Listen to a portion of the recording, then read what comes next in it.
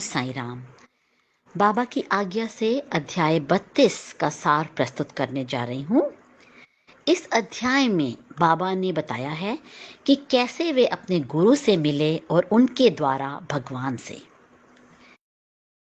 संसार एक कठोर जड़ों वाला बरगद के पेड़ की तरह है, जिसकी जड़ें ऊपर हैं और शाखाएं नीचे, ऐसा प्रतीत होता है। उसका आरंभ और अंत किस शाखा से है कभी भी पता नहीं चलता। और ये वृक्ष इतना स्ट्रॉन्ग है कि इसको काटने के लिए, इसको डिस्ट्रॉय करने के लिए सिर्फ वैराग्य या डिटैचमेंट ही एक शस्त्र बन सकता है।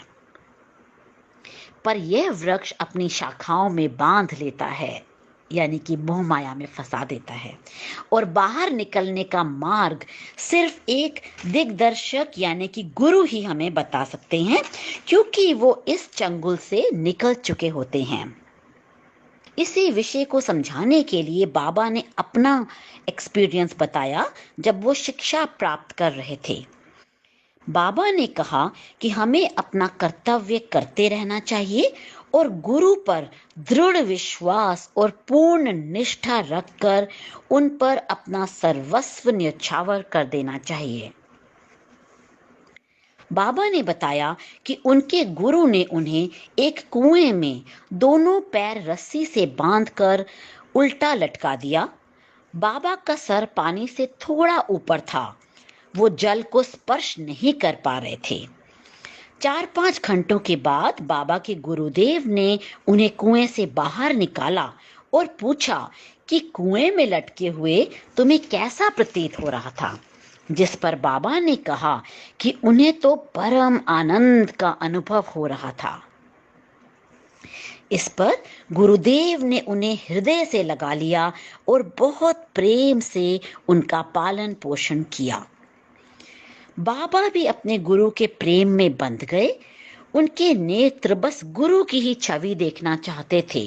उनके विचार केवल गुरु का ही ध्यान करना चाहते थे। सब इच्छाएं उनकी दूर हो गईं और केवल गुरु की सेवा ही बाबा को सर्वप्रिय रही। और गुरु की कृपा से बाबा को भी हर चीज आसानी से प्राप्त हो गई और उन्हें परिश्रम नहीं करना पड़ा, ऐसा बाबा ने कहा। कुएं में लटके रहने का तात्पर्य क्या हो सकता है? अगर ध्यान से सोचें तो जो जल है वो चंचल मन है और पैर बांधने का तात्पर्य है इंद्रियों को वश में करना। तो गुरुदेव ने बाबा को इस समाधि अवस्था में 4-5 घंटे रखकर उन्हें चंचल मन और चंचल इंद्रियों के प्रभाव से दूर रखा और बाबा को उस अवस्था में भी परमानंद प्राप्त हुआ, क्योंकि उनकी इंद्रियां और मन चंचल नहीं रही और उनका ध्यान का केंद्र केवल उनकी आत्मा थी। इसीलिए उन्हें आध्यात्मिक सुख मिला, ना कि पीड़ा का अनुभव हुआ। इस अध्याय में बाबा ने एक और भी शिक्षा दी है, और वो ये कि खाली पेट ईश्वर का ध्यान करना नामुमकिन है। इसलिए ना तो खाली पेट रहें और ना ही ज्यादा खाएं।